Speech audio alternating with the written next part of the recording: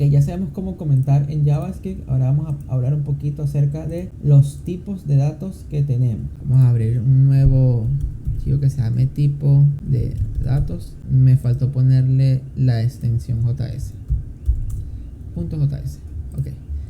Ya tenemos aquí un nuevo archivo para hablar de los tipos de datos que tenemos. Y esto es muy importante entender. Hay diferentes tipos de datos en lenguaje de programación. Por lo general se parecen entre el lenguaje de programación. Quizás alguna que otra excepción podamos encontrar. Vamos a hablar de los tipos de datos que tenemos. El primer tipo de datos que tenemos es el número. Vamos a imprimir un tipo de datos que sea número y podemos poner, como ya lo habíamos hecho, nuestra edad. Este 29 es un número o number. Es el primer tipo de datos que tenemos. Otro tipo de dato que tenemos sería el string. Y para poder escribir un string necesitamos utilizar ya sea comillas simples o comillas dobles.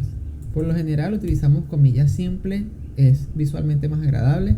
En algún momento sí tenemos que aprender a usar ambos dependiendo de la situación. Pero ahora si queremos hacer un string, en cambio puede ser mi nombre, lo puedo hacer escribiendo comillas simples. Los strings son cualquier agrupación de caracteres en su teclado. Y como les dije, están entre comillas simples o comillas dobles. Esto quiere decir que este 29 no es lo mismo que el 29 de arriba. Este es un número y JavaScript lo trata como número, y al ser número tiene atributos y métodos diferentes y funcionalidades diferentes, y este al estar entre comillas pasa a ser un string y tiene atributos y funcionalidades diferentes, y JavaScript lo trata diferente.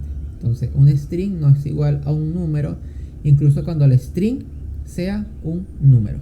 Vamos a volver a poner Diego. Otro tipo de dato muy importante es el booleano. Vamos a poner aquí otro console log.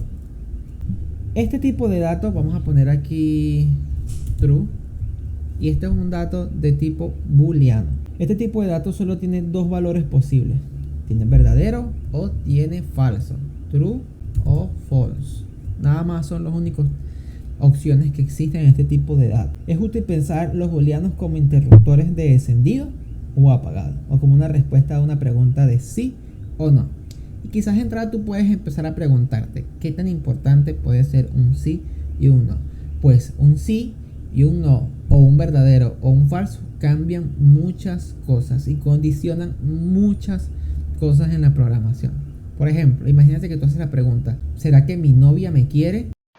Ah, caray, eso sí me interesa. Si la respuesta es no, cambian muchas cosas. Probablemente ahora tengas que terminar con ella, tengas que buscar una nueva pareja. Si la respuesta a la pregunta "mi novia me quiere" es falso, ¡Lo sabía! ¡Nos engañó! pasarán muchas cosas diferentes en tu vida. Ahora, si la respuesta a esa pregunta es verdadero, entonces tienes que serle fiel, tienes que portarte bien, bla bla bla bla bla, tienes que gastar plata comprándole cosas X.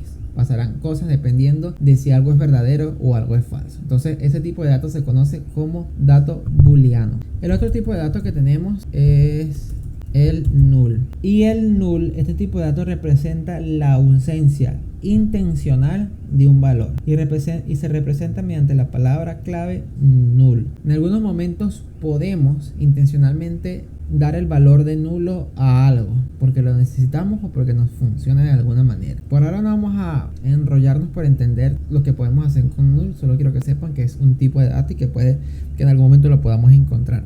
Otro tipo de dato que existe en JavaScript parecido al null es undefined.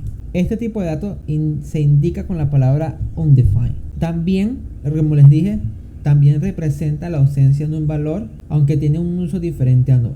Vamos a ir viendo a medida que avanzamos en dónde aparece null, en dónde aparece undefined, y de qué manera utilizamos null, de qué manera utilizamos undefined. Hay otros tipos de datos en JavaScript aparte de estos. Por ahora estos son los más importantes a saber.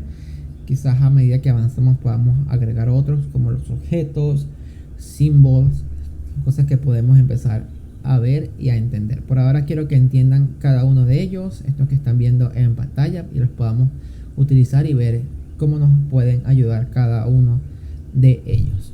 Vamos a imprimir esto en consola. Vamos a poner, este sería tipo de datos, y vemos que aquí tenemos el 29, tenemos Diego. Fíjense que no se imprimió con las comillas solamente le dicen que lo tome como string. Tenemos fall, tenemos null y tenemos undefined. Fíjense que Null está un poquito sombreadito y Undefined está como más oscurito y más delgadito, y eso nos dice mucho de las funcionalidades de cada uno. Por ahora sepan que existen estos tipos de datos y avancemos. En la siguiente clase hablaremos de operadores aritméticos. Nos vemos.